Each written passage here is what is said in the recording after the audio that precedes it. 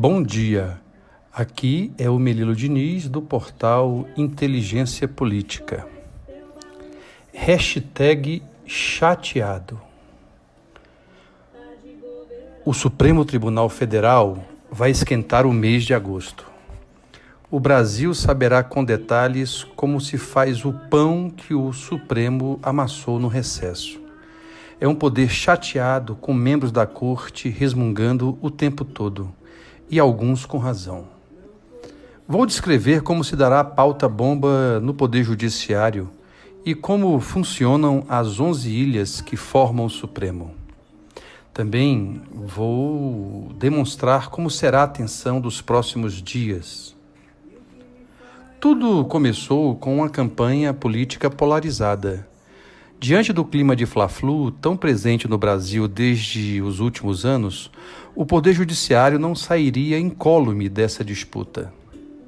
Mas, se de um lado, da porteira para fora, o Supremo, instância máxima deste poder, passou a ser uma espécie de buraco negro gravitacional puxando todos os assuntos para si, a própria política se judicializou ao extremo e o Judiciário, da mesma forma, se politizou. Depois, os ministros do Supremo, da porteira para dentro, começaram a perceber que deveriam ter alguma unidade e articulação. Foi a volta do cipó no lombo de quem mandou dar.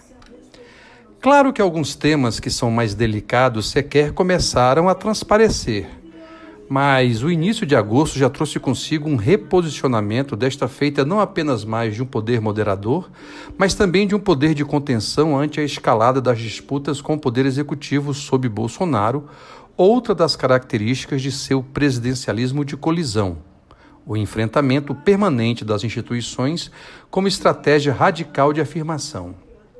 Se fosse incluir neste balaio os temas constitucionais que são submetidos ao Supremo, muitos deles nas áreas das políticas públicas e dos costumes, teremos a tempestade perfeita se desenhando no ar. Para piorar, não há interlocutores confiáveis entre os poderes. Nem os comandantes de cada um deles confia no outro, aliás, característica de nossa pequena institucionalidade, de nossa grande maturidade democrática, como no governo Bolsonaro, não tem quadros suficientes e eficientes para levar adiante esse tipo de diálogo, especialmente com o Supremo.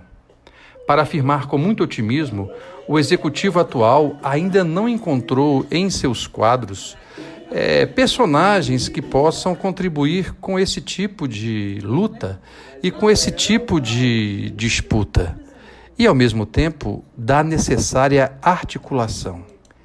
Diante disso, é que o quadro vai complicar-se no segundo semestre, mas especialmente em agosto. Com o esvaziamento de Sérgio Moro nos últimos meses, muitas vezes sobre o palio e a discreta campanha de desgaste do próprio Planalto, o pouco virou nada. Nem Toffoli vai conseguir avançar muito com Bolsonaro, pois é considerado um ex-inimigo que ainda não virou amigo.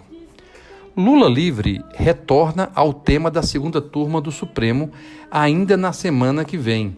Ou seja, neste mês de agosto é possível e muito provável que o voto-chave do decano, ministro Celso de Mello, seja conhecido acerca do habeas corpus impetrado pela defesa de Lula.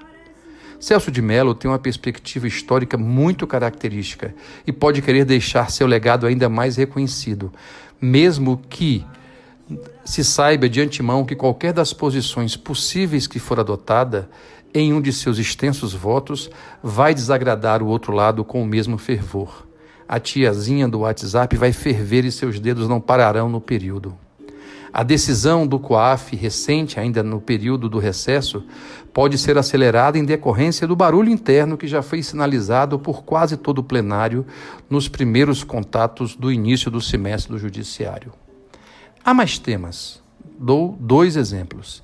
A descriminalização de drogas para consumo pessoal, mais a longo prazo, previsto para a sessão de 6 de novembro, conforme calendário divulgado pela Presidência do Supremo, deve esquentar já em agosto.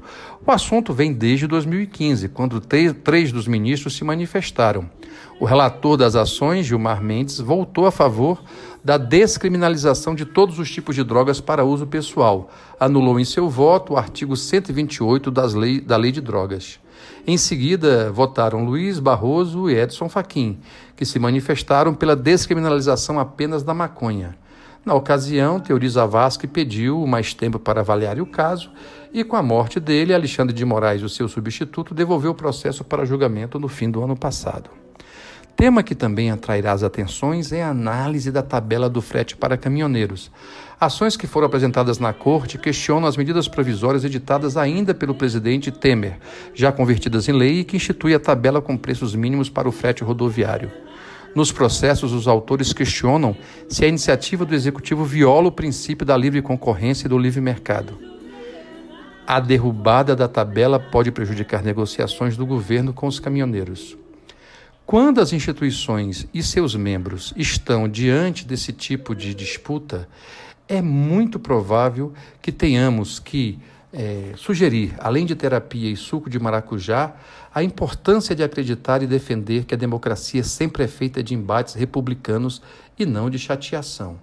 Antes que a tensão nos leve a entrar pelo cano da crise perfeita, temos que convencer a todos os atores que o mais importante é que a peça chegue até o final, que agosto desfaça nossos prognósticos e que nos seja leve. Informação é nada sem inteligência.